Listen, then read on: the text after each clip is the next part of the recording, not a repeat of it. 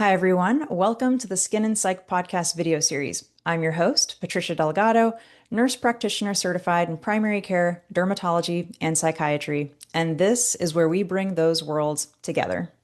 Today, I have the privilege of welcoming Dr. Matthew Zirwas, a nationally recognized dermatologist, researcher, and one of the foremost experts in atopic dermatitis and itch. He founded the Contact Dermatitis Institute and has authored numerous peer-reviewed publications exploring everything from ingredient irritancy and patch testing methodology to the psychological impact of chronic skin disease. What sets Dr. Zirwas apart is not only his scientific rigor, but also his empathy and curiosity, qualities that make him a leading voice in understanding the why behind skin disease and the human behind the diagnosis. Dr. Zirwas, we are so honored to have you with us today. I am so excited to be here. And man, I really want to meet that guy you just described. He sounds amazing. Wow. So I know, right? I'll try and live up to it. So I always like to start out by getting to know my guests a little bit of background. So you're known for asking the kinds of dermatology questions that no one else thinks to ask. What early experience or personal trait do you think shaped that curiosity? My siblings, who are both significantly older than me, 5 years old and 7 years old, would say that I was the most annoying kid in the world because of a constant like, why? Well, why? But why? Why do we? Why? Why? And that is still when I read a new article and there's unexpected result or an expected result or just a result that was like, huh, Hmm. it's always why? And I think where I'm probably different than most people, I'm not looking for here's it. This is it. That's okay. We've got evidence. That's the answer. That's it. I'm looking for okay, like I can, but that makes sense. And that gives me actionable, like, okay, so here's what I'm going to do. Now, people have, but what if that ends up not, it's not that rare that turns out, oh, I was wrong about something. Hmm. But it's not like I'm ever going to be like, well, I read this article and it suggests that we don't really need to re-excise melanomas. So I'm just going to stop re-excising that. No, you don't like but if it's like maybe we should try telling people with atopic dermatitis that air pollution might make their disease flare. And like if it turns out wasn't air pollution, wasn't a big, I didn't really hurt anybody by like, but most of the time those explanations are end up being right. But it's the why, and then like coming up with a here's an answer that makes sense, right? That's the fun of it. And part of the fun of derm that we can do that. And if we're, again, if it was, cardiology, and I was like, oh, my magnesium, that's all people need for high blood pressure. Well, then, okay, now people start having heart attacks. Like, oh, that was bad. Like, oh, I guess I was wrong on that one. Hmm. But like in term, it's improving quality of life. Not, I'm very conscious of like, if I'm wrong about this and people listen to me, is it going to hurt patients or it's at worst, we're going to really do no harm, Hmm. at best, we're going to help people. Like Hmm. that's what I'm looking for whenever I'm like, why? Yeah, and it's also how you present it to the patient too. It's not just like, oh, I read this thing and it said that this is definitely where, your atopic Yeah, dermatitis is coming from. It's, well, I read this paper that said that, this percentage of people were affected by the air pollution in their cities, and just sort of like kind yeah, of sharing the same way that you took the information and sharing it with the patient in the same way. So they can kind of yes, get a feel for like, okay, there's this information out there. It's not like 100%, but and it can also be validating for patients yeah, too, because maybe they already had a hunch, like, man, it seems to flare when I go for a run in the city. So yeah. just something else And to present for them. you bring up such a good point there about. I'm always amazed whenever I hear people talk when I type it like, how do you explain this to patients or how do you whatever? How much people don't seem, how many providers don't seem to get like where the patients are? Because I'm always imagining like, how would I want someone to explain it to my mom? Mm. Like, and like it's such a non-clinical speak of like, when people hear how I explain stuff, a lot of times like, you don't sound like a doctor. Like nobody's going to respect you if you explain it to like, no, the patients really like Hmm. they walk into that room respecting us and knowing that we're smart and educated and everything. And then if you are a relatable, put things in terms they can understand, seem to get it, they're not going to be like, well, you're not very smart. Like you just seem like a normal person. They're going to be like, wow, you seem like a normal person. That's great. And it really improves outcomes. In Yeah. my like, there's no way to prove that, but it's one of the things that was fascinating to me of getting to be a patch tester is you get so much more insight into how other providers practice because every patient that I would see was sent to me by a derm provider. And so I'd be, well, what did they say that, why did they put you on this and the what? And so, I'd get to here's how this person explained, like in normal derm, you don't get that, right? The primary care sends them to you, you manage them, you're not getting to see a lot of how your colleagues are practicing. That was really another key thing for me is getting to see how other providers talk about things with patients, what treatment approaches they take. That was really interesting too. Mhm. That is an interesting point because usually in the derm space, we receive patients, I guess, we get the referrals from primary care or maybe OB.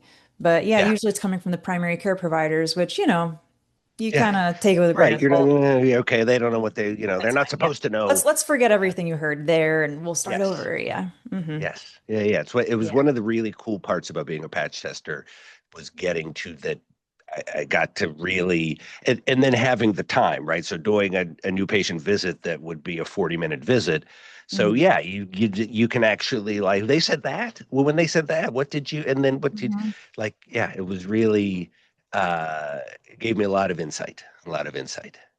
That's really interesting. Yeah, and something else I want to comment on about when you hear information, it's like, why? Why? I almost feel like as curious dermatology providers, it's like, well, who, what, where, when, why, what else? Yes, Yeah. and it's like, what else can we Yeah. do with this? It's exciting. Yes. Yeah. All right, so you've built your career by challenging dermatology's standard explanations. What is a recent truth in our field that you've begun to question, and where has that line of thinking taken you?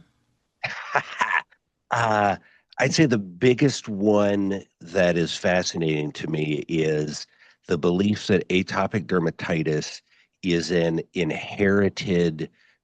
primarily an inherited barrier defect in immunologic dysregulation, right? So, that's certainly what I learned and what I thought up through 2017, 2018, that, but really what I now believe is that atopic dermatitis is barrier dysfunction and immune dysregulation, but that in the majority of patients, it is acquired. So you were born with normal barrier function and a normal immune system, but the stuff that we are exposed to in the modern world, whether it is the chemicals in your clothing, the chemicals in air pollution, bathing on a daily basis, hard water, going from hot environments to cold environments on a very regular basis. What this stuff is slowly causing barrier dysfunction largely through epigenetic changes Mm. and recreating what historically. So 80 years ago, I think atopic derm was just a genetic disease because we weren't being exposed to all the chemicals and stuff that we're being exposed to now. That and what that then made me realize was that I think my opinion as a long-term patch tester is that contact dermatitis is the most overdiagnosed thing in all of dermatology. So the number of people that I was convinced, oh, you got a positive patch test to this, you're being exposed to it through there.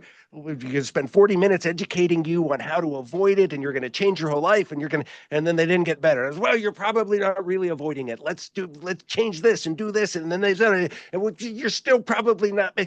And then here I put you on some Dupixent, and suddenly they're all better and don't have to avoid anything, right? Mhm. So I think that of the people I was convinced had contact dermatitis, about a third actually had contact dermatitis, and two-thirds had what I now call this acquired atopic dermatitis. That's the pushback that I get from other atopic dermatitis KOLs uh, Mm. on this, and contact dermatitis KOLs on this is crazy. Like they don't want this to be the case. Mm-hmm. It's fascinating to me, but it's so much better for patients, right? It is so much better. The way that I often put it, because often like maybe they really do have contact derm and Dupixent works for contact dermatitis, and like then fine, like if and you could treat them without a drug, and that's what we should be doing.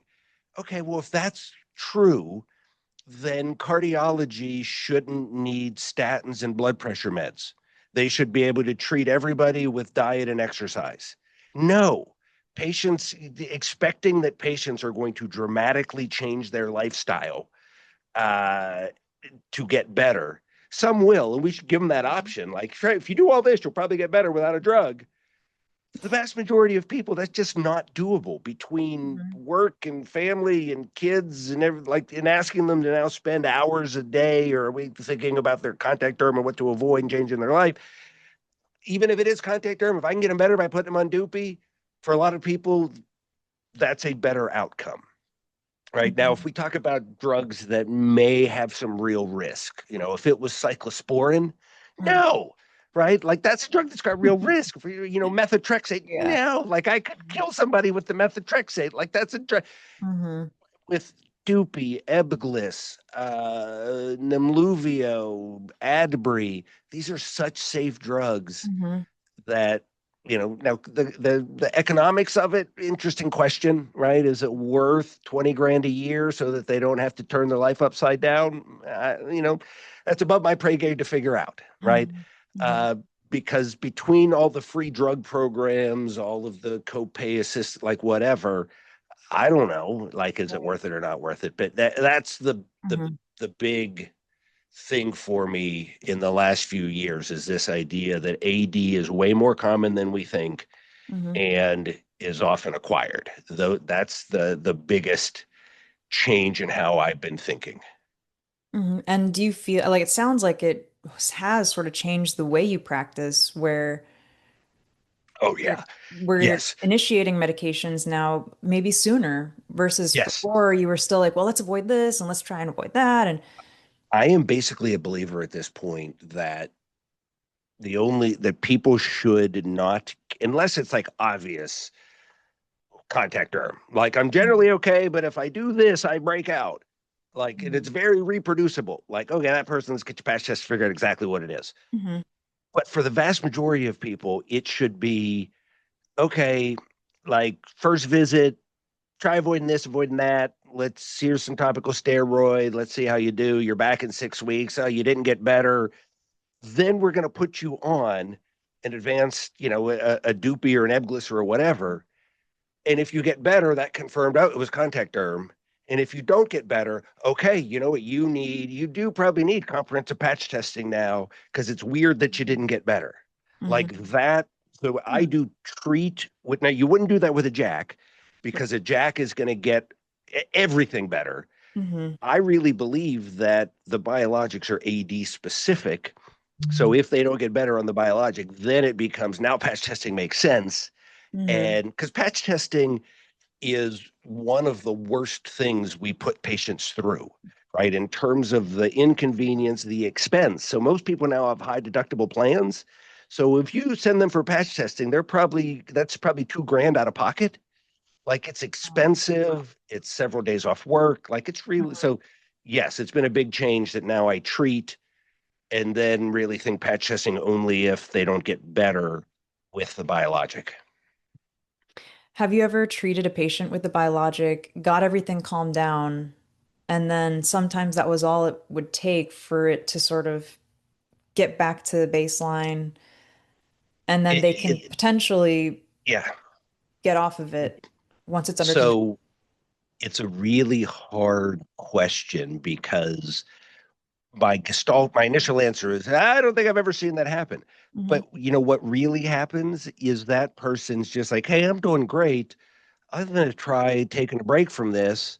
They stop the biologic, they're fine, and they don't come back in and be like, hey, just by the way, I wanted to do a copay and take a half day off work so I could come in and tell you I Mm-hmm. didn't need to be on the drug anymore and just goodbye, thank you. No, that doesn't happen. So those patients just drop off and you don't find out that, oh, they didn't, so Mm-hmm. that's, I think it happened because I will have patients who like, I haven't heard from them in 3 years. Never occurs to me. Then they call and they're like, hey, I had a flare. And I'm like, what the hell's been happening with you? Oh, Yeah. I've been fine. I didn't need anything. Oh, Mm-hmm.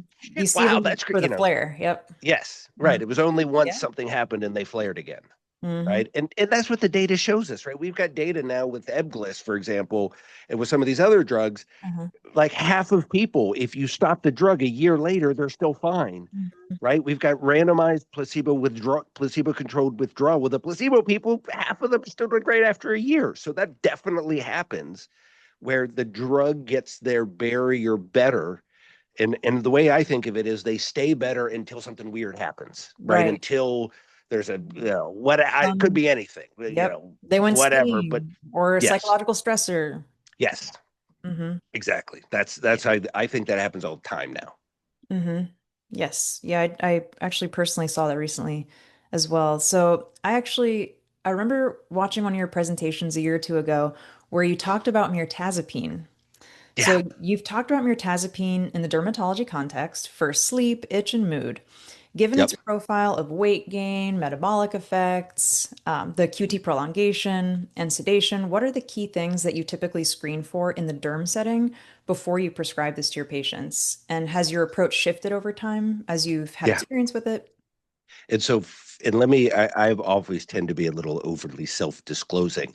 I have anxiety disorder and I've had some depression over the years. So I've been on mirtazapine Hmm. personally. So I'm not just talking from the perspective of like, well, here's what I like. Well, yeah, I've been on it. Well, here's the right. And Hmm. uh, there's very, very little that to me is a contraindication to mirtazapine. So uh, it has very limited drug interactions, which is a very nice component of it. Uh, and it, the side effect profile of it for the person who is itchy at night is so much better than any other option we've got.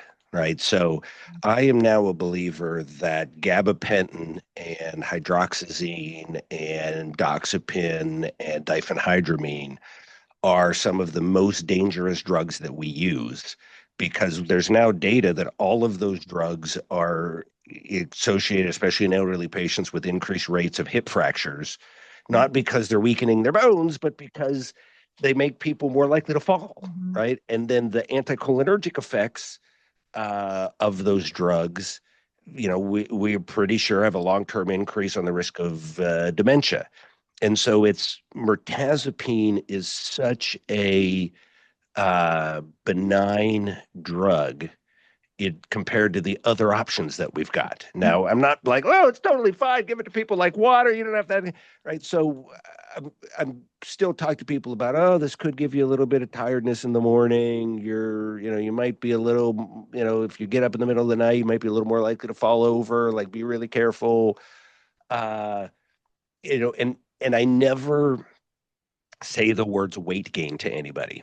So what I say to a patient is this might increase your appetite because when you say this might cause weight gain, they think that it might change their metabolism so that they keep doing the same diet and exercise that they've always done but start to gain weight. That is not the case. The case is it may increase your appetite and decrease your energy level so that you're eating more, doing less. It's not going to cause weight gain unless your diet and exercise levels change. So I never say 10% chance this is going to cause weight gain. I say 10% chance this is going to increase your appetite. So just be careful, pay attention to how much you're eating and what your portion sizes are. The other things that are fascinating about mirtazapine from a derm perspective, so the way that it works is fascinating for itch. And it's that mirtazapine is a very potent antihistamine, Mm-hmm. but it doesn't have the anticholinergic side effects that other antihistamines do. So you get the sedation of an antihistamine without the anticholinergic side effects, the dry mouth, the instability, the bad sedation. But what becomes interesting is that the antihistamine effects peak at about 15 milligrams. Whereas whenever you then go, if you go above that to 30 milligrams or 45 milligrams, now you're getting increasing effects on norepinephrine and other activating things.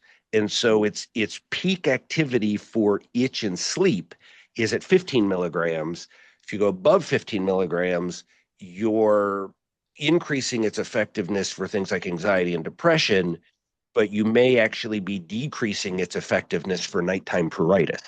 And so that's just a fascinating thing. The place that I've been fascinated to, and I haven't done this yet, but is looking at it in urticaria, because if it's a very potent antihistamine that's non-sedating, it should have some efficacy as kind of an add-on in urticaria.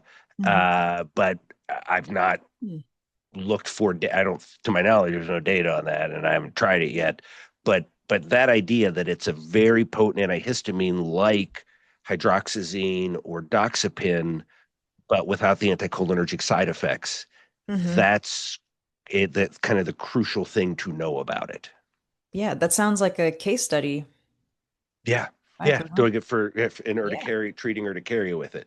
But yes, it is and the other thing that's always fascinating is you really have to be specific when you talk to a patient about it. So because you've got to say, hey, here's this medication.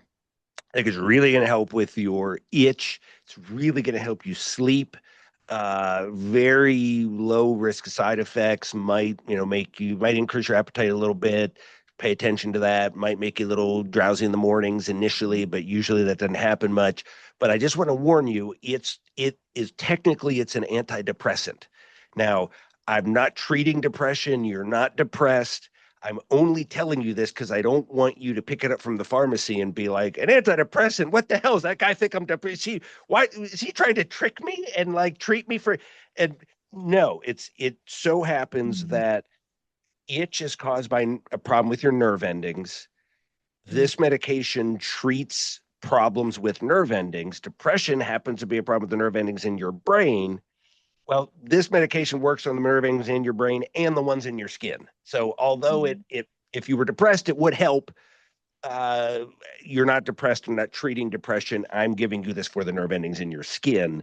When I explain it that way to people, I never get a call back that's like, no, I didn't, I'm not taking this. It's an antidepressant. And because Right. there's, as much as I like, there's still stigma about antidepressants, right? So there are still plenty of people who are like opposed to antidepressants so it's really important to explain to people, number one, not just that it is an antidepressant, but why an antidepressant would work for itching. And second, I'll often tell people that the dose I'm going to give you, if you were depressed, this dose wouldn't help. Like I'm giving you a very low dose. Standard dosing for depression is 30 milligrams or 45 milligrams. I'm only giving you, 15 or 7.5. Mm-hmm. That's the other thing that's really important to talk to people. The other thing that listeners should know about mirtazapine, there are a very small number of reports of it causing agranulocytosis. So occasionally people will be like, "Well, do you check any blood tests on mirtazapine?" I don't check any blood tests. I don't mention the agranulocytosis. I'm not convinced it's a real. When I look at the data, it's so infrequent. And Mm-hmm. now that I'm a clinical trialist, and so have hundreds and hundreds of people that I've done monthly labs on for like long periods of time, you would be, if you just did monthly labs on everybody, you'd be like the number of times I see an AST of 250.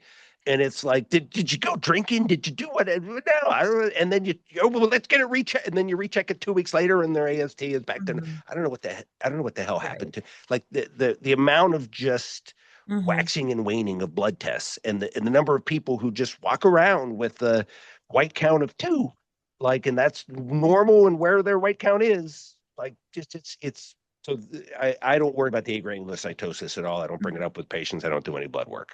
Do you tell them to at least weigh themselves just to if just in case? Huh, I do not, but I should. That's actually pretty good. That's good. Just yeah, just to kind of catch it to be able to Yeah, yeah, yeah. early if they start to have that issue. Yeah, yeah, yeah. All I right, like it. so yeah. So let's move into the rapid fire questions here. All right. What's the most bizarre ingredient you've ever seen cause a real allergic reaction? And did it make you question reality for a second? Two come to mind immediately. Frankincense. So it was Hmm. a little boy whose mom was treating his atopic dermatitis with essential oils. Oh. And when we patch tested him, it was the frankincense in the essential oils. Hmm. Uh, that one, actually three. Second, bisabolo. So bisabolo Mhm. is a botanical extract that's an aquaphor healing ointment. So I've had a number of kids with atopic derm who were using aquaphor and had got an allergic reaction to the bisabolo in it. Uh, and then the last one, this woman who would come in and she would get a rash. She came in, she would get a rash on her left hand every November and December, and then it would go away in January. We patch tested her. She was allergic to black rubber. That was the only thing. Hmm. Do you use, or you're doing holiday cooking and you've got those OXO good grips and it's that, and those, no, no, no, whatever. Comes back a year later and is like, figured it out. And I was like, what is, she was, the mall where she did holiday shopping, she would always put her left hand on the escalator hand railing. The Wow. escalator hand railing was the source of her holiday left-handed contact dermatitis. Oh my That gosh. was probably the, and I That's so sometimes I present random. that one as like I figured it out. Hell no, I never, but yeah, Wow. she figured that out. Yeah. That's amazing. That is so like pinpoint. Hmm. Well, I guess in those cases, or in her case, Amazon maybe saved her a little bit there. Yeah, yeah, that's a good point. Yeah. Yeah, I guess so for me, I was like to share this one. For me, it was so back when we were using paper charts, this lady had written in for her allergies sharks. And I was like, oh, come on. I'm like, this is like the lady that said she was allergic to ghosts. But so I go into the room and it turns out, so this was back when I worked in Orlando. She was a marine biologist or whatever at SeaWorld, and her job was to feed all the different creatures. And she's like, whenever I go into the shark tank and I come out, I'm always itchy. And I'm like, what? You are allergic to sharks. That's crazy. No, I'm just kidding. But yeah, no, I thought that was really funny That's to read cool. in her paperwork, and it really was that Yeah, she would go into the shark tank. It didn't happen in any of the other creatures' tanks. It was just the sharks. that is fascinating. Huh? Yeah, Yeah, I don't know that's how you really would patch test interesting. to that. Give me a piece of I know. shark. Yeah, Let me seriously. put it Yeah, I was on like, are you. you rubbing up on anything in the shark tank? Like, what's going on? Yeah. So, Dr. Zyrus, thank you so much for joining us today. Where can our viewers and listeners find you? So two places. So I have a podcast called Derms on Drugs. It's myself and two of my residency buddies, Dr. Laura Ferris, who's the chair of dermatology at University of North Carolina, Dr. Tim Patton, who's faculty at University of Pittsburgh. And it is like a sports or politics. It's like a talk show where it's like the three of us kind of jabbing back and forth. And I read this article and I read that article and whatever. And we're doing the latest literature and what's hot in the specialty. New episode every week. Drop on Friday. Apple Podcasts, Spotify, Amazon Podcast, anywhere that you might listen to podcasts, we're on there. Again, Derms on Drugs. The other place and two other places that I really like people to be aware of. There's a platform called ViewMedi, VuMedi, and if you search it, you can register for it and you'll start to get emails.